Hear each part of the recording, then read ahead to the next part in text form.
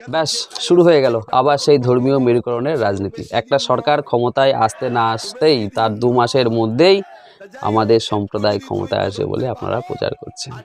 আমাদের সরকার ক্ষমতায় আসবে।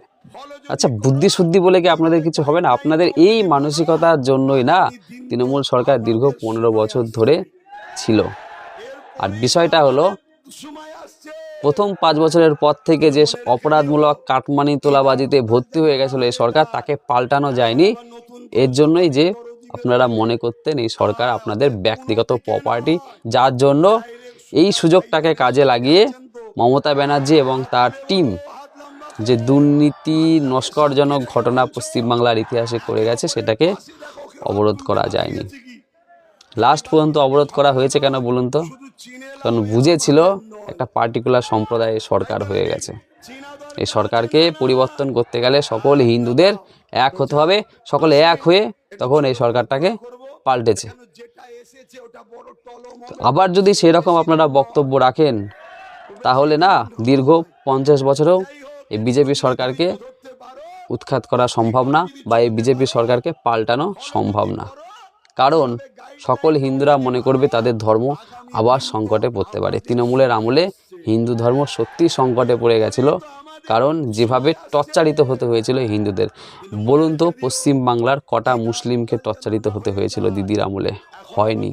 একাধিক অপরাধমূলক আপনারা কাজ করেছিলেন, তার শাস্তির ব্যবস্থা হয়নি, কিন্তু হিন্দুদের অল্প অপরাধে বড় শাস্তি হয়েছিল। আপনাদের বড় অপরাধে বিন্দুমাত্র শাস্তির ব্যবস্থাও কিন্তু তৃণমূল সরকার করেনি, যার ফলে হিন্দুদের মধ্যে কিন্তু একটা ভয় হয়ে গেছিল যে কিভাবে আমাদের হিন্দুরা গিয়ে আপনাদের সম্প্রদায়ের মধ্যে কৃষ্টি কালচারগুলো গ্রহণ করছিল। দিদি এইটাকে করিয়েছিল তার ভোট ক্ষমতাকে ধরে রাখবার জন্য, আপনাদের সকল ভোটকে পাওয়ার জন্য, এবং সেই ফাঁদে আমাদের কিছু হিন্দুরা পা দিয়ে একদম আমাদের কৃষ্টি কালচারটাকে নষ্টের পথে এগিয়ে নিয়ে যাচ্ছিল।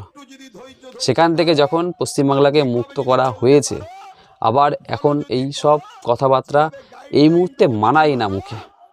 ওকে একবার জন্য তো বলছেন না যে আমাদের সম্প্রদায়ের মধ্যে যদি যা 5টা বা 10টা অপরাধী আছে তাদেরকে আমরা তুলে দিচ্ছি সরকারের হাতে, তারা শাস্তি দিক। দেখুন না, বর্তমানে যেসব অপরাধীদের পাবলিক শাস্তি দিচ্ছে, পাবলিক যাদের ডিম ছুটছে, বলুন তো মুসলিমদের ওপর কটা ডিম ছুটছে? সবই তো হিন্দুদের ওপরে ডিম ছুটছে। যারা অপরাধ করেছে তাদেরকে ডিম ছুঁড়ে মারছে। চারিদিকে দেখুন, গলায় জুতোর মালা পড়াচ্ছে, শুধু হিন্দুদের পড়াচ্ছে না মুসলমানদের পড়াচ্ছে? যারা অপরাধ করেছে তাদেরকে। তাহলে বুঝতে পারছেন তো, এই সরকার কিন্তু ধর্মীয় মেরুকরণটা কিন্তু চলছে না। দেখুন না, অবৈধ হকারগুলোকে সরিয়ে দিল, সেখানে শুধু মুসলিমরা ছিল। টোটোদের ওপর নিয়ন্ত্রণ করছে, বেআইনিভাবে যে টোটো চালানো হয় সেখানে কি যারা মুসলিম তাদেরকে বেছে বেছে ব্যবস্থা করা হচ্ছে, যে ফাইনগুলো কাটা হচ্ছে শুধু মুসলমানদের ওপর। জেলে গিয়ে দেখুন না কি পরিমাণ কয়েদি ভর্তি আছে, সেখানে সমস্ত সম্প্রদায়কে আপনারা পাবেন। সুতরাং এই মেরুকরণ থেকে যদি বেরিয়ে আসতে না পারেন, আগামী দিনে এই সরকার যদি তৃণমূল সরকারের মতো দুর্নীতি কাজের সঙ্গে যুক্ত হয়ে যায়, আপনারা যেমন তৃণমূল সরকারকে দুর্নীতি দেখা সত্ত্বেও নিঃশর্ত সমর্থন করেছিলেন, 100% ভোট দিয়েছিলেন, এই কাজ যদি আগামী দিনে হিন্দুরা করে, মাথায় রাখবেন পশ্চিমবঙ্গ যেমন নিম্নস্তরে পৌঁছেছে, আগামী দিনে আরও বেশি নিম্নস্তরে পৌঁছাবে। সরকারটা এসছে ক্ষমতায়, তাদের কিন্তু টেন্ডেন্সি ভালো দিকে আছে।